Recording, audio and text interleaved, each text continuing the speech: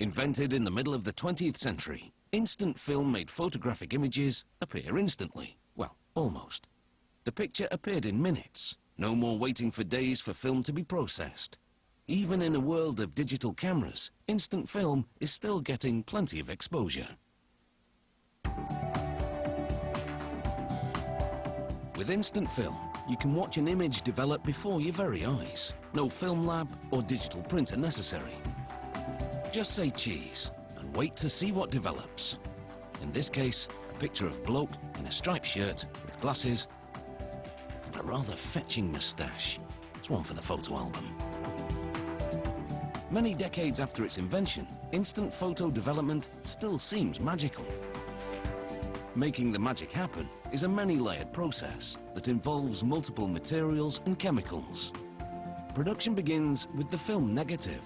It takes place in the dark to prevent pre-exposure. The technician wears night vision goggles, allowing him to monitor plastic film as it unwinds into a coating machine. Inside, various dyes and chemicals will transform the film into a negative.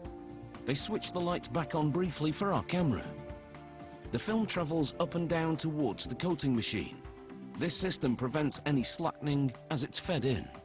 The coating is also done in the dark, so this worker demonstrates the process for us on a small research machine. Liquid photochemicals and dyes flow onto the surface of the plastic film. He spreads the liquids across the film for an even application. Usually this is all done mechanically inside the coating machine. Once coated, the film heads into the dryer. The various coatings will dry in separate layers without intermingling. Here's a test tube lineup of the negative's liquid components. The colourful ones are dyes, and the white ones are other chemicals. They apply black backing to the negative to block light, again preventing pre-exposure.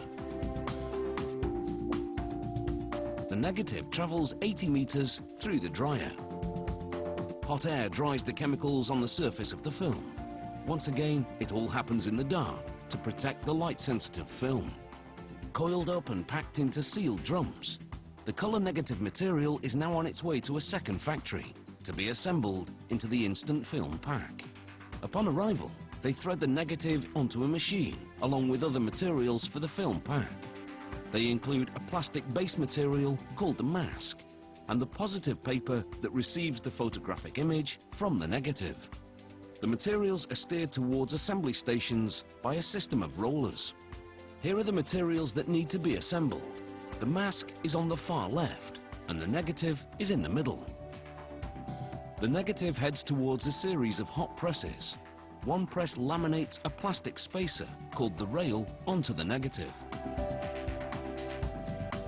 Another lamination head applies the mask to the positive sheet that will receive the image. A different machine folds a foil pouch and injects it with a film developer. Here's a look at the inside of the pouch. The blue liquid is the developer. Encased in the foil-lined envelope, it will stay fresh until needed. Back on the main assembly machine, another hot press laminates the developer pouch to the other film materials. This completes the film sandwich. It heads to another station, sliced into photo-sized pieces. The photo frames are divided into stacks of 8 on this wheel. Meanwhile, robot arms place a rectangular spring on a battery. They position the 8 pictures on this spring battery assembly, followed by a light-blocking cover. The stack then moves forward to be squeezed into a plastic cassette. A suction device now picks up a cardboard box and transfers it to the end of the film pack line. The film pack is grabbed as it comes off the line and placed in the cardboard box. Once folded closed, the box of instant film heads over to a scale. A quick weighing confirms there's enough film in the box, so it's ready to ship. The assembly of this instant film pack has taken roughly 3 minutes. Now those instant memories are just a few clicks away.